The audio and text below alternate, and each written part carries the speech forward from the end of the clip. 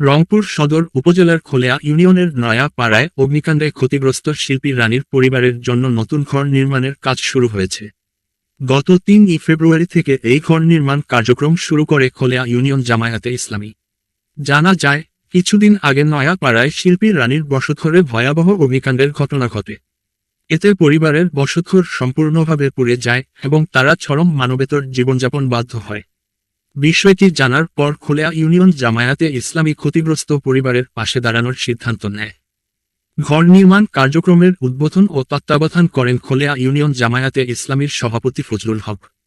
এ সময় তিনি বলেন, মানবতার সেবায় জামায়াতে ইসলামী সব সময় অসহায় মানুষের পাশে আছে।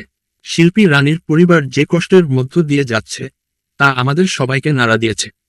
আমরা চেষ্টা করছি দ্রুত সময়ের মধ্যে একটি নিরাপদ বসতঘর তাদের হাতে তুলে দিতে।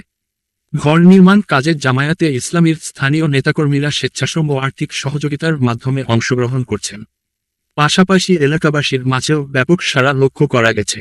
অগ্নিদগ্ধ পরিবারের সদস্যরা জামায়াতে ইসলামীর এই উদ্যোগের জন্য কৃতজ্ঞতা প্রকাশ করে বলেন, ঘর পুড়ে যাওয়ার পর আমরা একেবারে অসহায় হয়ে পড়েছিলাম। আজ নতুন করে বেঁচে থাকার আশাটা ফিরে পাচ্ছি।